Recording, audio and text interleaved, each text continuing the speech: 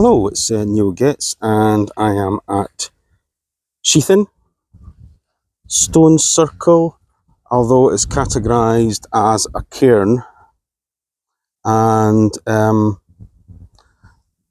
that's the prop of Yetzi Tower in the distance there, and the other stone circle, South Yetsley, is directly opposite the hill from this one. But yes, it's categorised as a cairn, and I can understand kind of why it looks like it's been. These stones here certainly look like they're curbstones, and although it doesn't look much like a cairn, I suspect most of the cairn are in this wall, or most of this wall, as is the kind of practice. So let's have a wee look round then. So just let's do the usual and get a bit of topology and stand in the middle. It has got a bit of a slight rise. I suspect between the sun and such I'm facing south just now. So we'll do a wee bit of a turn round.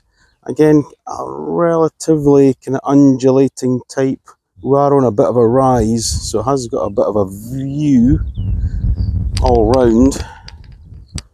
So probably a fairly typical spot for a cairn or circle. Yeah, nothing outstanding apart from the hill with the tower on it. So let's have a look round now. So let's start with this biggest one here. Now it could be like the South Yetzi circle, that what we've got here is a cairn circle where a cairn's maybe been built and stones have been put around it. Large stones, standing stones have maybe been put around it as a maybe part of a ceremonial thing, or just to mark the cairn as maybe a special cairn. Who knows? That's the beauty about these things. But there is definitely kind of a bit of a kind of curbstone round about this one here, which would have been used to shore up the smaller cairn stones from falling off the mound. So this one definitely has a bit of a kind of feel, although it looks like it's been heavily scarred. It has been in a ploughed field for most of its life, right enough. So, but there's not much like the other stones round about cairns. There's not a huge amount of shape or dressing around this one. It could be just a result of a lot of damage over the years, right enough. But so standing sort of next to it is my head height, so it's 1.6 high. It's about, let's put an arm across it, it's my arm's length wide, and maybe kind of elbow to fingertip deep on this side, and it's got a little bit of a kind of chamfer to it on this side as well. More of a kind of small boulder. Number 2 and number 3. You could probably forgive people for thinking that it's maybe something like a very, very, very small recumbent, but certainly not.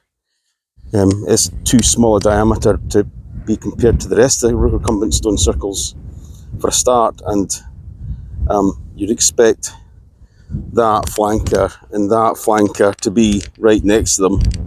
So I suspect this has just been, it's not particularly well socketed, so it's maybe been just placed there to get it out of the way of the field machinery, I would have thought. Another kind of boulder shaped one here, which is number 1, 2, 3, 4. A little bit of kind of dark kind of quartz there, and maybe it looks like it could be cup mark. I'm not an expert on it, but I know people that will be watching are.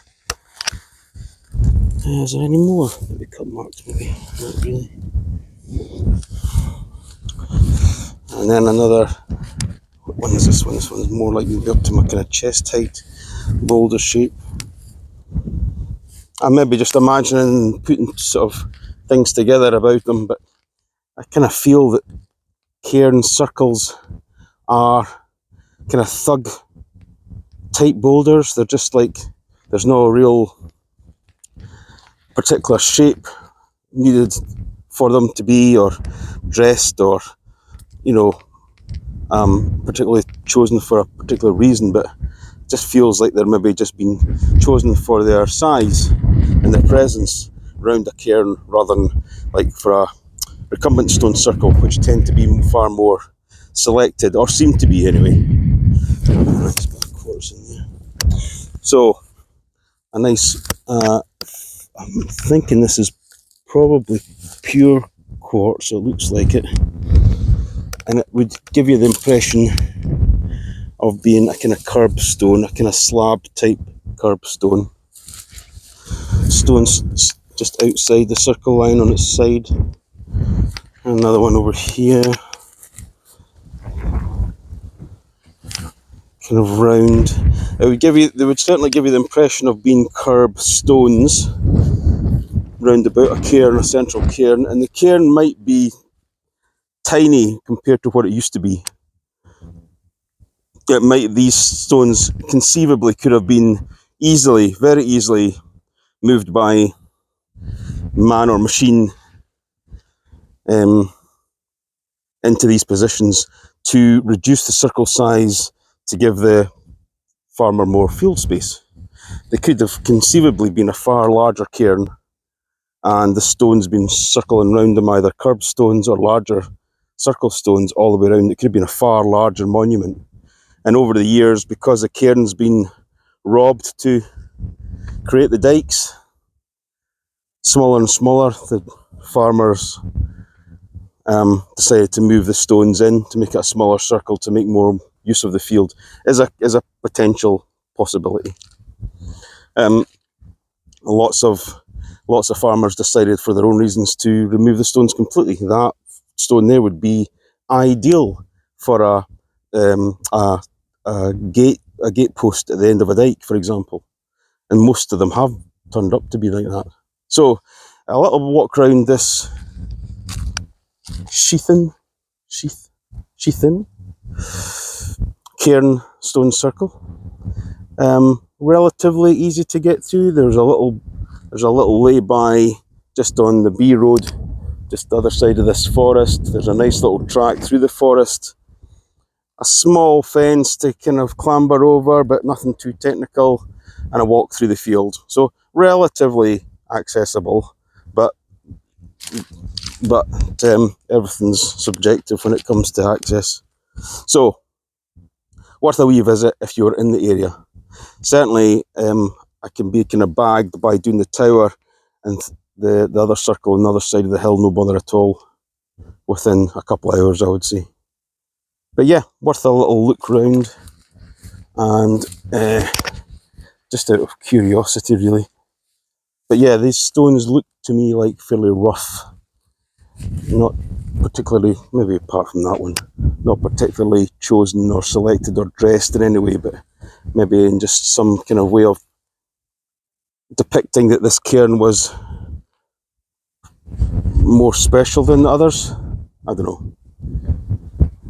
But there's not much written about this one, particularly not in Canmore anyway. Anyway, just thought you'd maybe have a wee look around it. Thanks very much.